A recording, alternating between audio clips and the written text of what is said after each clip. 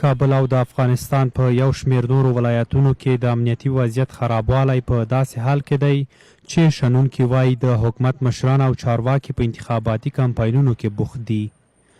د سیاسي چارو شنونکي وایي د امنیتي چارواکو په ګډون ګڼ حکومتي مامورین په غیر مستقیم ډول په انتخاباتي کمپاینونو او سیاسي فعالیتونو بوخت دي او په دې بهیر کې د دوی بوختېدل د قانون خلاف کار دی.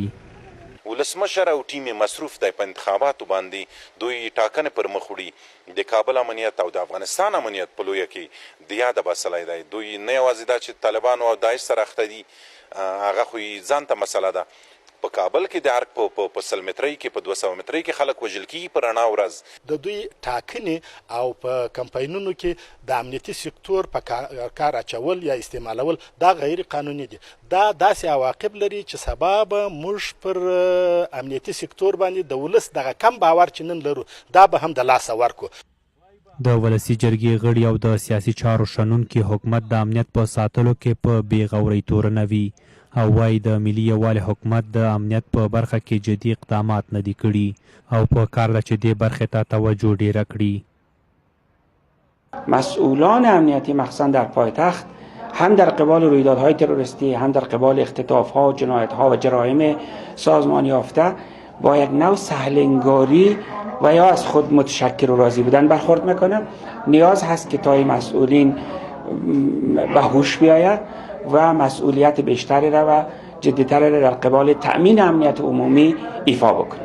ارزش‌های دموکراتیک بر روی کاغذ و قانون اساسی یک اصل است و یک معیار است.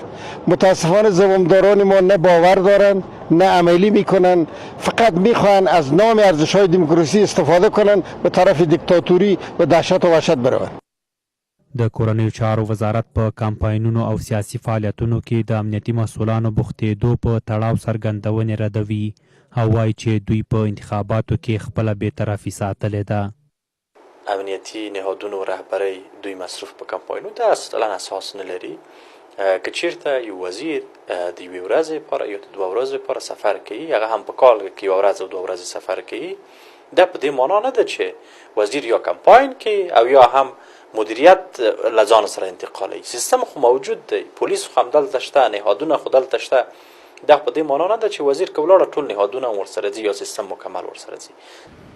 پر کمپایني او سیاسي مسایلو د چارواکو بوختېدو په تړاو څرګندونې داسې مهال دي چې په تیره یوه اونۍ کې کابل د څو پرله پسې درنو او سپکو چاودنو شاهد او د افغانستان په ګڼو ولایتونو کې طالبان وسلوال فعالیت لري.